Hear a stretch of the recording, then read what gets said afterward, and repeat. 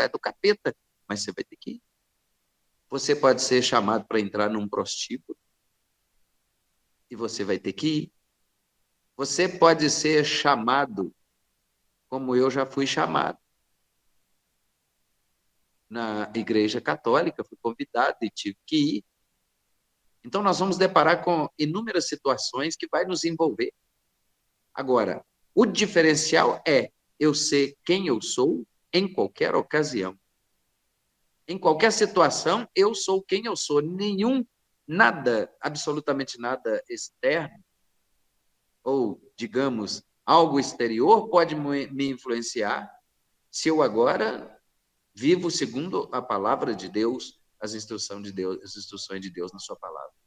Então, no Natal, nada mais é do que uma data que se celebra, nem é o nascimento de Cristo, porque não tem nenhuma garantia que Jesus nasceu no Natal. Mas lembra, podemos lembrar, olha, foi nessa época, não foi nessa época, mas é um momento de meditarmos, é um momento que as pessoas se tornam mais tenras, as pessoas se tornam mais íntimas, às vezes, ou mais unidas, ou se ajuntam, é um momento família, e assim é a vida. Eu não posso ser religioso a ponto de falar assim, igual, por exemplo, eu estou aqui agora, o pessoal lá da Igreja Católica está no evento deles, lá daqui da minha casa eu estou escutando.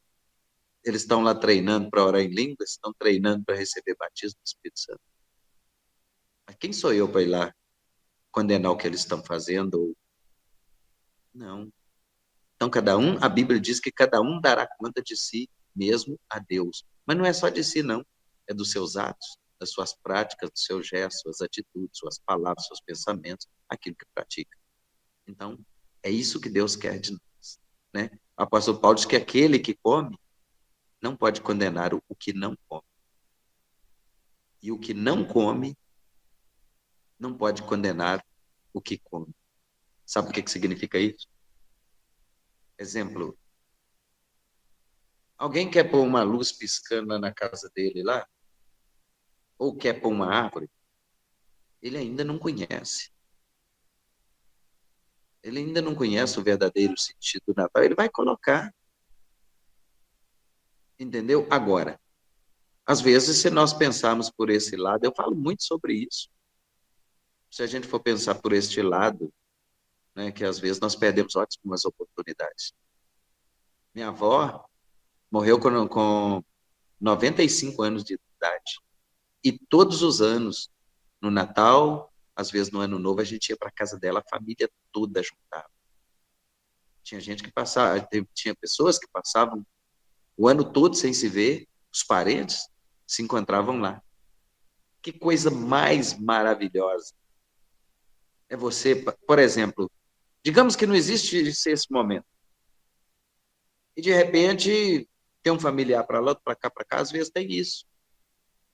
Mas só que era tradição. Eu me lembro de eu criança, meu tio me buscava e me levava no colo para participar do Natal e a minha avó fazia todos os tipos de comida e de doce que ela sabia fazer para mim. E ali a família ajuntava e se alegrava. É isso que Deus quer de nós. Deus quer um povo festeiro, um povo... É claro que Deus abomina a idolatria.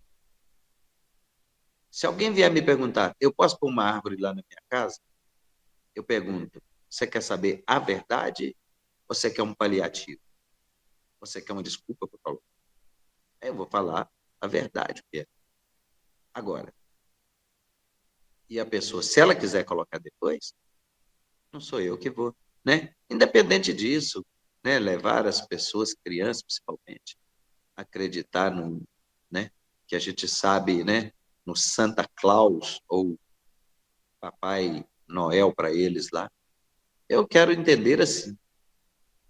E nós temos um papai fiel. Esse nunca falha, a fidelidade dele se cumpre na vida dos seus filhos. Amém, queridos? Se você chegar em um lugar que as pessoas estiver lá, ó, um pernil assado, um peru assado, né, fazendo churrasco, essas coisas, se você como líder, como homem de Deus, mulher de Deus, faça uma oração abençoando aquele momento, abençoando a casa, abençoando a família, que é nosso dever fazer isso, e deixa o povo se alegrar em paz, porque nós não sabemos quanto tempo nós temos aqui. E aí, eu vou repetir a frase, porque teve gente que chegou depois que eu falei. O padre escreveu assim: para que esperar amanhã para viver um dia? Um dia não haverá mais amanhã e você não terá vivido. Viva em paz, viva em comunhão, viva em união e ame os seus, cuida dos seus e Deus cuida de você. Amém. Glória a Deus. Hoje eu quero falar de cura interior. Cura do nosso ser, da nossa alma. Eu queria que você que está com a Bíblia ou se está anotando, abra comigo em Levíticos, capítulo 19. Nós vamos ler no versículo número 31. Levíticos 19, 31. Vamos estudar. Palavra de Deus. Versículos, nós vamos ler, 31. Vamos falar de cura do nosso intelecto. Depois isso aqui, esse assunto que nós vamos abordar hoje, vai se estender para a nossa célula, porque é o assunto que nós estamos trabalhando. Versículo 31 diz assim: não vos virareis para os adivinhos, ou adivinhadores, ou encantadores, não os busqueis, contaminando-vos com eles. Eu sou o Senhor vosso Deus. Um pouco para frente, depois de Números, vem Deuteronômio, capítulo 18. Deuteronômio 18.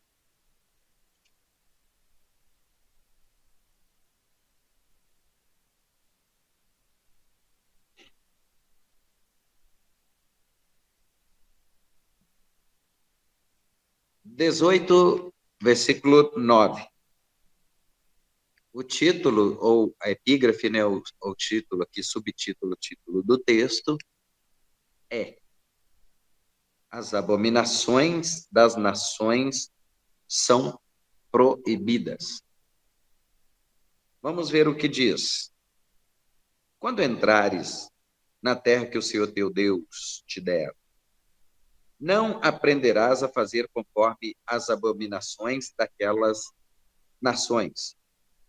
Entre ti não se achará quem passar pelo fogo, o seu filho ou sua filha, nem adivinhador, nem prognosticador, nem agoreiro, nem feiticeiro, nem encantador de encantamentos, nem quem consulte um espírito adivinhante, nem mágico, nem quem consulte os mortos.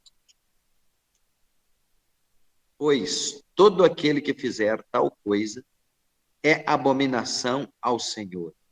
E por estas abominações, o Senhor teu Deus as lança fora diante de ti.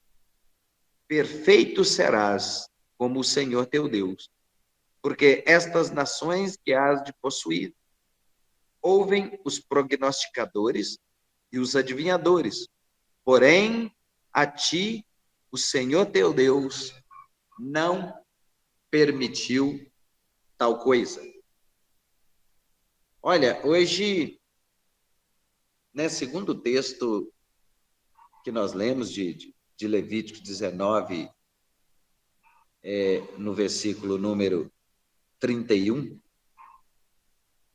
a palavra está falando que coisas abomináveis, né, aos olhos do Senhor ou perante Deus, o propósito de Deus. Então, o texto que nós lemos vai nos ensinar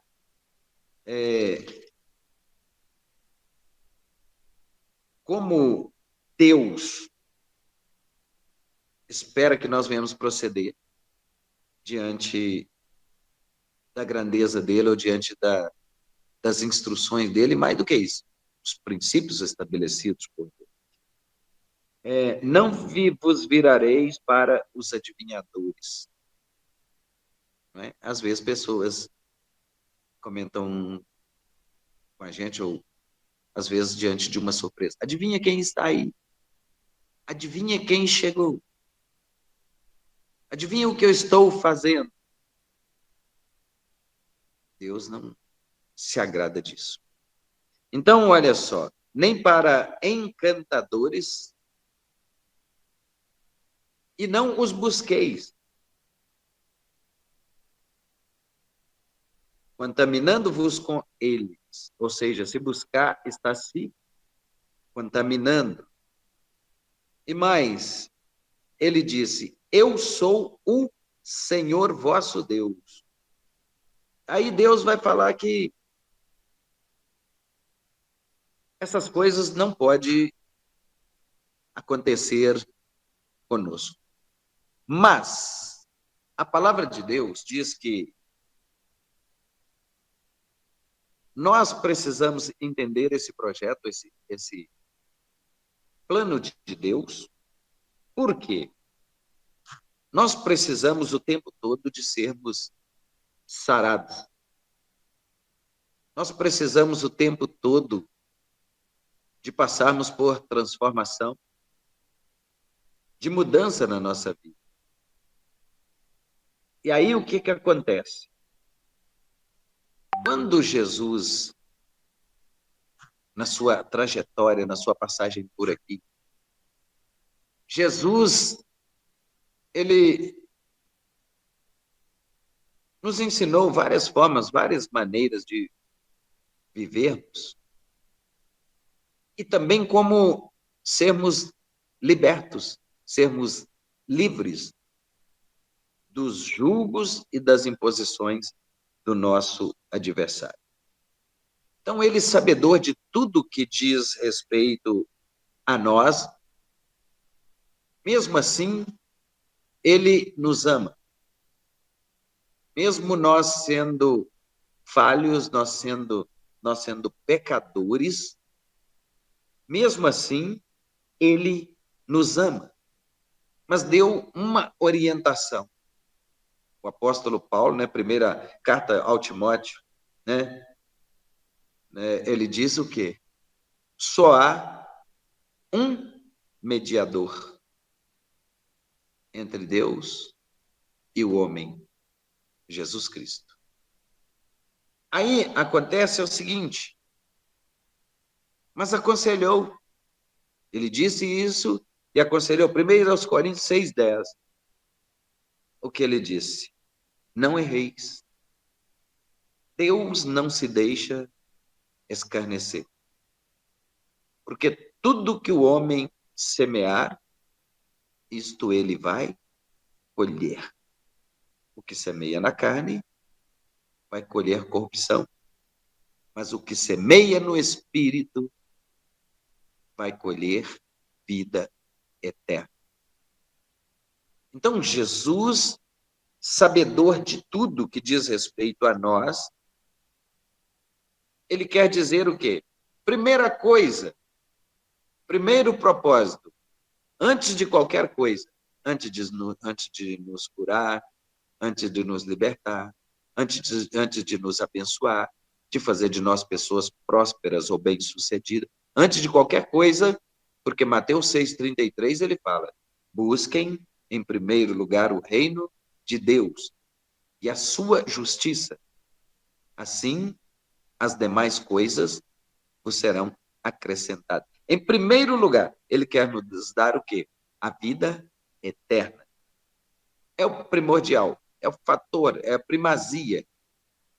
Nos dar a vida eterna.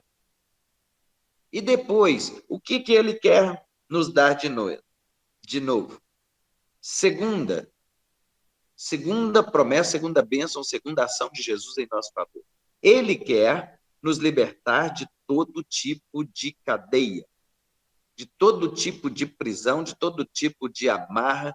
Ele quer nos libertar de tudo que nos impede de prosseguirmos nas nossas jornadas da vida, tudo que nos impede de caminhar, de sermos bem-sucedidos ou abençoados. Então, ele quer o quê? Nos libertar de todo tipo de cadeia, e mais do que isso, das maldições perdidas, ou melhor, previstas, né? As maldições previstas na lei de Deus para os desobedientes ou os rebeldes.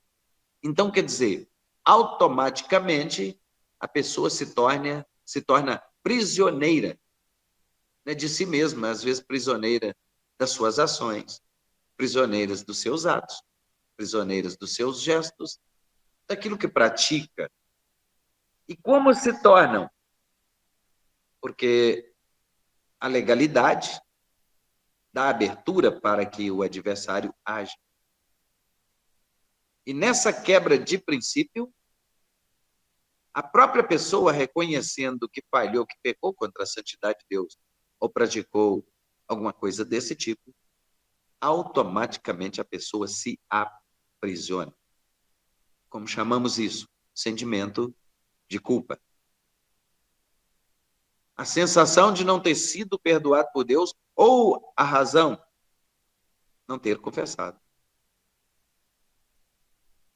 Não se achou digno de perdão, não confessou porque talvez por pensar assim, e dessa forma se tornou prisioneiro. Em primeiro lugar, do adversário, e no segundo lugar, de si mesmo. Mas ele quer nos dar o quê?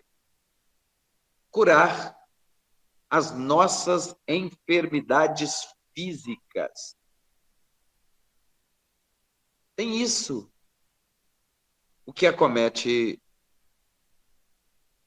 o nosso corpo físico nem sempre é uma patologia que se apresenta no corpo físico, mas ela tem a ver com uma cadeia maligna, uma prisão espiritual, e que isso trouxe contaminações e, de repente, aparece no exterior. Então, mas ele quer nos curar de quê? Dos nossos males físicos. Quer nos dar a vida eterna, em primeiro lugar. Depois quer nos libertar de todos os tipos de prisões ou cadeias que nos aprisionam. E depois ele quer curar as nossas enfermidades físicas. Não é? E não há nada, ou ninguém, nem homem algum, nada, nem no céu, nem na terra, nem nas águas, nem debaixo da terra, nem nos confins da terra, que possa impedir o agir de Deus. Isaías 43, 13, ele disse o quê? Ainda antes que houvesse dia, eu sou Deus. E não há ninguém que possa fazer alguma coisa e escapar das minhas mãos.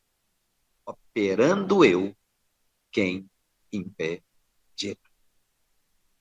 Promessa de Deus, projeto de Deus, propósito de Deus, fazer por nós aquilo que almejamos, ou queremos conquistar, ou também para trabalhar que nosso ser seja melhor. Que cada dia nós possamos ser pessoas melhores. Cada dia que nós possamos ser pai melhor, marido melhor, esposa melhor, mãe melhor, filho melhor. É para isso que ele trabalha. O nosso ser trabalha o nosso caráter. Para que as pessoas vejam que realmente essa transformação ocorreu ou está ocorrendo nas nossas vidas. Sendo assim, agora nós, estando em Cristo e sendo novas criaturas, as coisas velhas passaram, ou já passaram. A palavra diz que aquele que confessa e deixa alcança misericórdia. E todo aquele que confessa, Deus lança seus pecados aonde? No mar do esquecimento. E tem alguém que diz que ainda coloca uma plaquinha lá, proibido pescar. Então, a partir do momento da absolvição, do perdão de Deus, as cadeias malignas agora foram quebradas, foram soltas amarras, as prisões. E nós agora vamos andar em novidade de vida. A pessoa que anda em novidade de vida, ela conta até 10 para falar alguma coisa. A pessoa que anda em novidade de vida, ela conta até 10 antes de ofender alguém. A pessoa que anda em novidade de vida, ela pensa 2 vezes antes de praticar alguma coisa que pode se tornar, né, ou que pode ser uma legalidade, uma brecha dada para que o adversário haja na vida da pessoa. Então, a pessoa que recebeu o Espírito Santo é movida pelo Espírito Santo. Essa pessoa, agora, ela vai ponderar sobre seus atos, ela vai meditar sobre as suas práticas, principalmente antes de as praticar. Então, olha só, isso quer dizer, isto é reflexo do mover de Cristo, do caráter de Cristo formado em nós. E a Bíblia agora nos chama de nova criatura. E a Bíblia diz o quê? As coisas velhas já passaram, segundo os Coríntios 17. Assim que se alguém está em Cristo, nova criatura é. As coisas velhas já passaram. E eis que tudo se fez novo. Então, Deus apaga quando há sinceridade no nosso coração, quando nós confessamos com sinceridade do coração, Deus apaga. A palavra diz que ele lança no mar do esquecimento a cédula de acusação que era contra nós, que estava em poder do inimigo de nossas almas. Porque assim nós somos libertos. A primeira libertação, ela tem que ocorrer aqui. A primeira cura, ela tem que ocorrer aqui. Por isso que é chamado de cura interior. Cura do nosso ser, cura da nossa alma, cura do nosso do centro das nossas intenções. Então, ele quer também remover toda tristeza e mágoa. O que significa isso? Por que muitas pessoas entram em depressão? Não vou falar sobre o assunto hoje, mas numa próxima oportunidade eu vou falar. Tem 3 tipos de depressão que acomete as pessoas. A depressão física, a depressão química e a depressão espiritual. E a mais fácil de tratar dela é a espiritual, porém, a pessoa tem que querer. A física, o tempo cura. A química se trata através de medicamento, porque podemos sofrer degeneração. E podemos sofrer perdas no processo do envelhecimento e, de repente, nós, às vezes, entramos num quadro desse, ou passamos por uma situação dessa, e às vezes precisa ser tratado. Quem vai diagnosticar uma situação como essa é o médico. Porém, o lado espiritual, ou se é espiritual, ele vai te tratar da mesma forma. Sabe o que ele vai fazer? Vai tratar a pessoa com medicamentos para conter a pessoa. É isso que o médico faz. Ele tem que dar uma resposta para a sociedade no que diz respeito a uma patologia que foi apresentada a ele. Talvez pode ser um quadro de depressão espiritual, mas ele vai dar remédio para conter a pessoa, porque ele não sabe do que a pessoa é capaz no momento de crise. Então, a depressão é física. Então, ele vai entender o quê? Se é física, é porque sofreu uma dor ou uma perda, né? Isso o tempo vai restaurar. Mas ele dá um paliativo para ajudar ali a manter a pessoa em equilíbrio. Então, a depressão física, a depressão química e a depressão espiritual, para todas elas, o médico vai dar remédio. Mas para que servirá esse remédio? Para manter a pessoa sob domínio. Agora, nós que conhecemos, como diria na minha terra, nós cá que conhecemos a palavra de Deus, nós sabemos o quê? Um crente, um homem de Deus, uma mulher de Deus, ele pode até entrar num processo de depressão. É muito difícil. Se a pessoa está congregando, se a pessoa chega no templo, na arca ou na igreja, com um propósito verdadeiro de adorar, de abrir o coração diante de Deus, de se derramar na presença de Deus. Porque hoje a gente quase não vê isso, porque as pessoas às vezes ficam preocupadas. Será que vão pensar que eu estou em pecado? Será que a minha maquiagem não vai borrar? Se eu chorar aqui, o que vão pensar que eu estou cometendo um pecado grave? Não é isso? Aí entra o quê? Entramos e saímos da forma como entramos. Não recebemos nada. Às vezes nos preocupamos com quem recebeu. E às vezes até questionamos. Eu não recebi nada de Deus, não senti nada. Aí, o que acontece? Vamos provar o nosso próprio veneno. Agora, ele quer fazer isso por nós. Ele quer entrar na nossa vida, Jesus quer entrar na nossa vida, ele quer mudar a nossa história e tal. Apocalipse 3:20, ele fala o quê? Eis que estou à porta aí, bato. Se alguém ouvir a minha voz e abrir a porta, entrarei em sua casa e cearei com ele e ele comigo. E aí, nós não precisamos pensar que, Jesus se esqueceu de mim, Jesus me abandonou. Não. Às vezes nós estamos criando barreiras para que ele não se aproxime de nós. É um aprendizado para que nós sejamos curados aqui. Quando somos curados aqui, todo o resto do corpo experimenta a virtude, experimenta a força, o vigor, não só físico, mas espiritual, que é proveniente de Deus e tem suas vidas transformadas e abençoadas. Assim, a palavra diz o quê? Ele quer remover do nosso ser toda tristeza e mágoa. Ele quer tirar, para que nós sejamos, em primeiro lugar, libertos, para que venhamos andar em novidade de vida e retirar de sobre nós o quê? O jugo do adversário. Pronto, é isso aí. Se a gente não quer adoecer, não estou falando que não vai e que nem que não pode. Não é isso.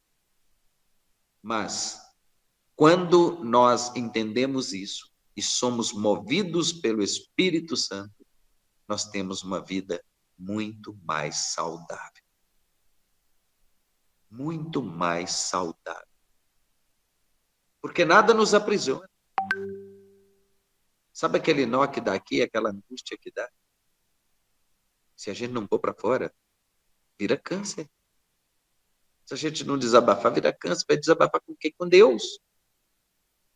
Não quer dizer que você ofendeu o seu irmão, ofendeu a sua esposa, ofendeu o seu marido, ofendeu o seu filho, que você vai desabafar com Deus.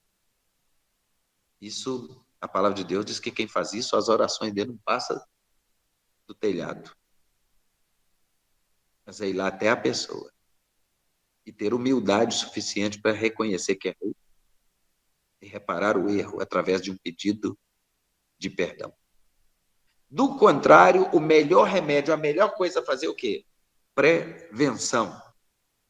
Espera aí, se eu ferir alguém, eu vou ter que ter humildade para ir lá pedir perdão.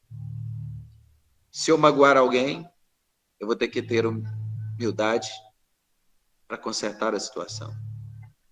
Então, é muito melhor deixar o Espírito Santo trabalhar em nós, para que essa brecha não seja, para que essa lacuna não seja aberta, para que o adversário venha tirar proveito nisso, É melhor meditar, é melhor ponderar, pensar 2 vezes antes de fazer qualquer coisa contra alguém ou falar de alguém, principalmente se não temos certeza da veracidade dos fatos. Então, ele quer, né, nos curar também, ou nos sarar de todos os males emocionais. Como eu disse, a primeira cadeia que nos prende é aqui. Somos prisioneiros do emocional. Do emocional. Somos prisioneiros de nós mesmos.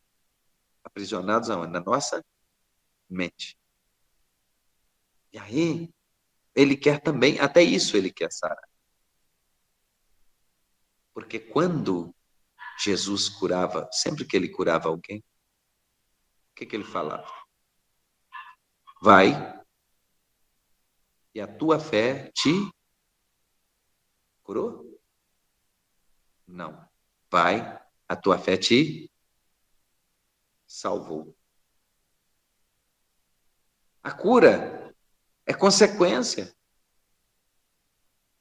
O milagre que recebemos é consequência da obediência.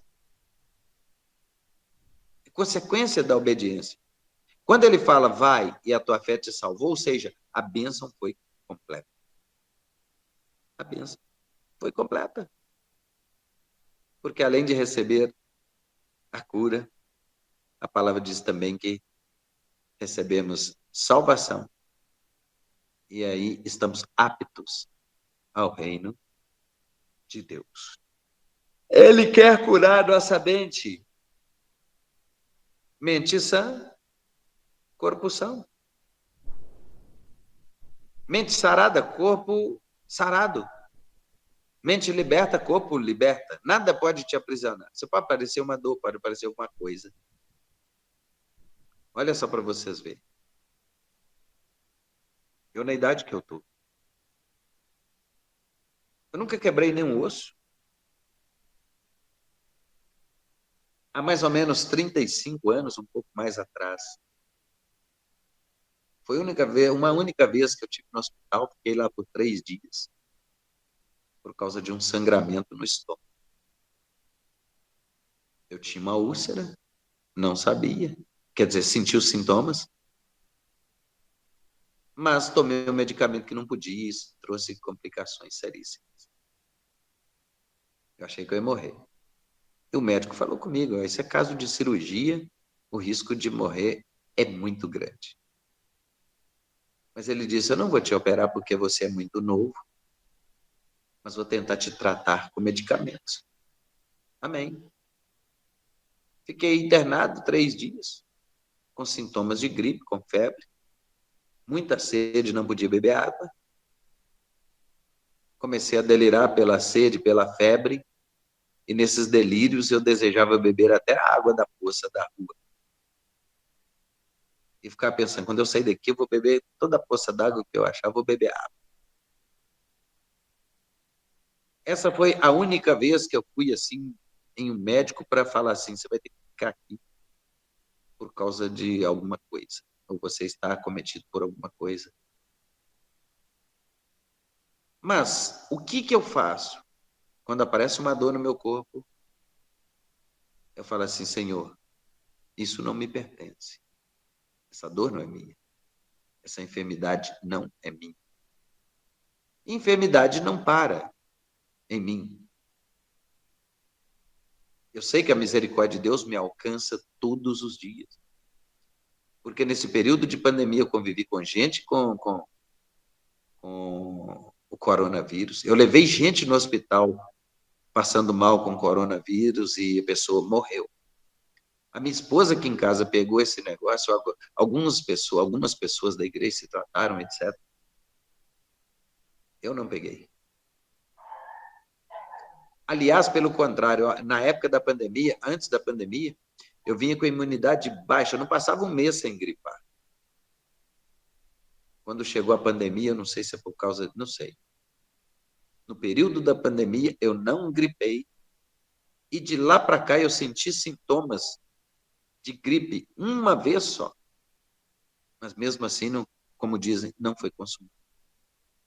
Assim, a palavra fala assim, ele quer curar, em primeiro lugar, o quê? A nossa mente. Mente sã, corpo são. Ele quer livrar-nos das recordações penosas. O que é que você lembra e te faz sentir dor? Alguma coisa que alguém te fez? Alguma palavra que alguém falou? Algum decreto de maldição contra a sua vida? E quando você se lembra, dói? E se isso ocorre com você, você tem que deletar isso da sua vida. Eu estou te dizendo isso para que você possa receber o milagre da parte de Deus. Então, se ele quer nos livrar de quê? Daquilo que, vou mostrar para vocês aqui, talvez não dá para ver, eu tenho uma cicatriz aqui na minha mão. Eu tinha 7 anos de idade quando eu machuquei. Saiu sangue e doeu para valer. Eu me lembro do dia, eu me lembro como se fosse hoje. Só que tem um detalhe. Isso aqui, ó, é se livrar de recordações penosas. Por quê? É como se fosse liberar um perdão. Aí eu digo, perdoar não é esquecer, é lembrar sem sentir dor. Então, talvez a pessoa nem mereça, mas ela deve receber o nosso perdão. E também não quer dizer que, se você perdoa alguém que te ofendeu, não quer dizer que você tem que viver de amores ou de beijos e abraços. É lógico, a não ser com a sua família, sua esposa, seus filhos. Mas eu entendi uma coisa. Quando uma pessoa te engana uma vez, a culpa é da pessoa. Mas se a pessoa te enganar 2 vezes, a culpa é sua. Então, nós não vamos amaldiçoar, nós não vamos desejar o mal, nós não vamos fazer nada disso. Nós vamos conviver com a pessoa. Bom dia, boa tarde, boa noite, graça e paz. Shalom, que Deus te abençoe. E fim de papo.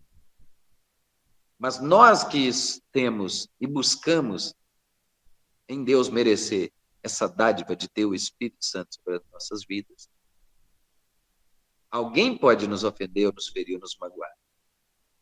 Mas nós vamos pensar 2 vezes antes de fazer isso. Por quê? Reparar é muito difícil. Né? Remediar é muito difícil. E aí Jesus quer fazer isso com nós. Mas o mais importante de tudo isso que eu falei é ter convicção, é ter certeza que Ele é o nosso Senhor e o nosso Salvador. Porque fazendo isso ele diz, né, João 15:7, se vocês estiverem em mim e as minhas palavras estiverem em vocês, vocês podem pedir tudo o que vocês quiserem e vos será feito. Então, quando Jesus entra no nosso coração, todos os males, a rapina, todo sentimento faccioso, tudo que é ruim, não pode permanecer. Porque é assim que seremos sarados, seremos libertos, transformados. E assim, nós podemos o quê? Sendo assim, nós podemos renunciar a Satanás e às suas setas malignas e aos seus enganos. Só através ou depois de tudo que eu te falei. Você pode renunciar a Satanás e às suas setas malignas e também aos seus enganos. Isso é cura do nosso ser, né? Renunciar, como nós lemos na palavra, ao ocultismo, né? E outros cultos transcendentais, não é? Levítico 19:31, quando a palavra nós lemos, não vos voltareis para, né, os necromantes, ou quem consulta morte, nem para os adivinhadores, nem para os encantadores, nem para os prognosticadores.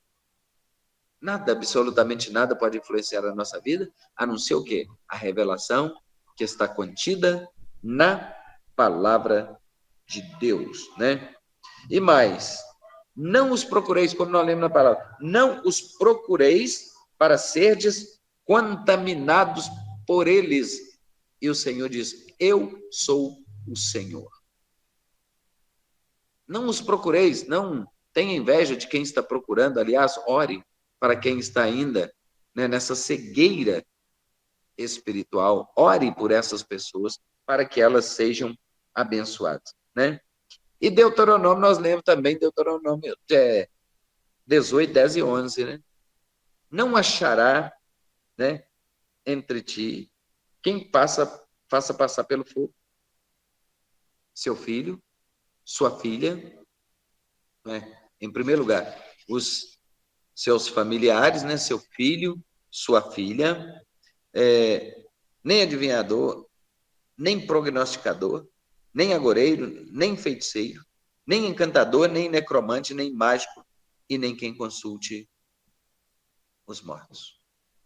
Não imponha isto a seus filhos e não permita, ensine eles antes, que eles não devem procurar, né? Porque a palavra está dizendo que não achará entre ti quem faça passar pelo fogo seu filho ou sua filha, né? Não achará, não se deve achar. Então, tudo isso é abominação aos olhos do Senhor. Agora, quanta coisa nós teríamos que renunciar. Isso é fazer quebra de maldição. Renunciar. Olha só, nós precisamos renunciar à reencarnação. Isso não existe. Morto não volta. Tem gente que fala que volta no cachorro, é expressão, é o mesmo comportamento do fulano e etc. Tal. Acho que ele reencarnou num cachorrinho. Sai fora. Não é? Não pode também, temos que renunciar à astrologia, né? Porque isso aí leva também, né, ao ocultismo. Então devemos renunciar ao horóscopo e também à percepção extrasensorial, à leitura de sorte, feitiçarias, psicografia, leitura de mãos e outros cultos de meditação transcendental e religiões orientais e outras seitas falsas. É o assunto que nós estamos estudando, né? Porque a palavra vai dizer, né? Isso é muito sério para nós sermos curados e nós precisamos pensar nisso. Se nós praticamos qualquer uma dessas coisas aqui, nós precisamos renunciar para que as cadeias malignas não nos aprisionem. Aí Jesus fala isso em Mateus 6, 14 e 15. Ele fala o quê? Porque se perdoardes aos homens as suas ofensas, vosso Pai, que está no céu, vos perdoará a vós também. Isso é cura. Isso é cura para nosso ser, para a nossa alma. E fortalecimento para o nosso espírito. Ele se alegra nisso. Não é? E Mateus 5, 24. É tão sério, irmãos. Eu quero encerrar essa ministração falando sobre isso. Jesus disse uma coisa interessante. Ele disse assim: quando trouxeres a tua oferta ao altar, aí te lembrares que o teu irmão tem alguma coisa contra ti. Até nessa fala de Jesus, é irmão. Então ele fala assim: deixa ali a tua oferta. Vamos entender isso como primícias, como dízimo, como louvor, como adoração ao Senhor. Então eu vim trazer minha oferta de louvor. Eu vim trazer minha oferta monetária. Eu vim trazer a minha primícia para adorar ao Senhor. Eu vim trazer meu dízimo para adorar ao Senhor.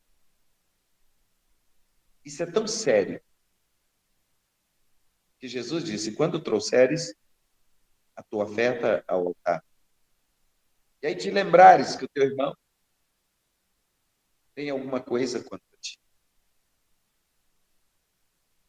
deixa ali a tua oferta. E volta lá e reconcilia-te com teu adversário. Não é irmão mais, não. Era irmão enquanto estava com você no caminho. Reconcilia-te com ele depressa, enquanto ele ainda está com você no caminho. Porque o teu adversário agora não é irmão mais. Ele pode te levar ao magistrado. Quem é um magistrado? É um advogado que pode tomar a nossa causa. Aí entra o advogado fiel, Jesus Cristo. Por quê? A palavra diz que nesses dias, ou nesse momento, enquanto ele não voltar, ele é o nosso advogado. E ele está diante do trono de Deus intercedendo por nós com gemidos inexprimíveis, tentando limpar a nossa barra e nos isentar das nossas culpas. Aí ele fala esta palavra: reconcilia-te depressa com teu irmão enquanto ele está com você no caminho. Porque agora, a partir de agora, ele deixa de ser irmão. Ele é adversário e vai te levar ao magistrado, e o magistrado vai te levar ao juiz, e o juiz vai julgar a carga, a causa, pode dar um parecer desfavorável a você e mandar te encarcerar na prisão. E dali só sai quando pagar o último cetil, ou quando pagar toda a sua pena. Isso que Jesus falou.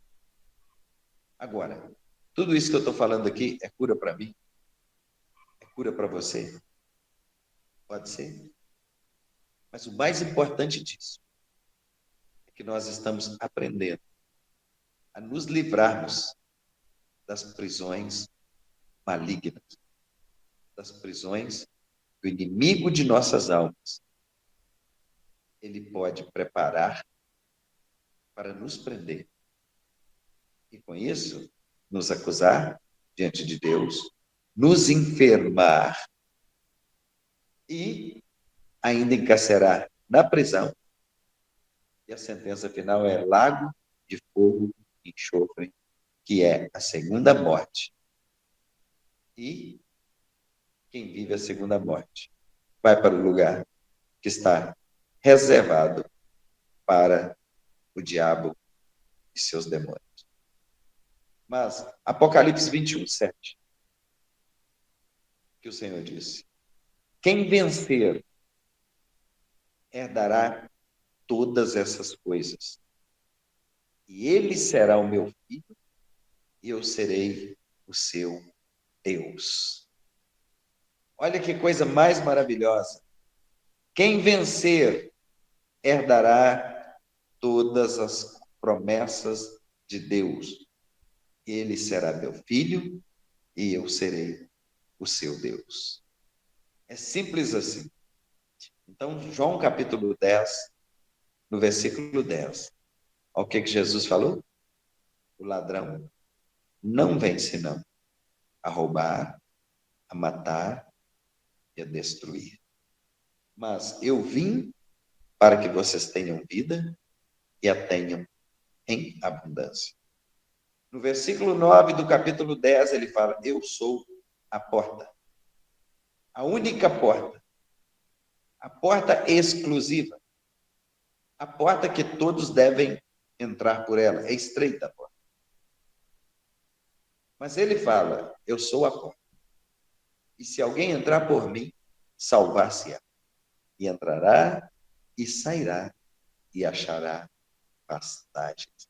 Ou seja, se alguém entrar pela porta que é Jesus, entrou, salvou-se a si mesmo, tem liberdade de ir e vir, e não vai lhe faltar absolutamente Nada. Buscar em primeiro lugar o reino de Deus e a sua justiça, e as outras coisas virão sobre a sua vida como consequência do cumprimento das promessas de Deus para todos nós. Amém, queridos?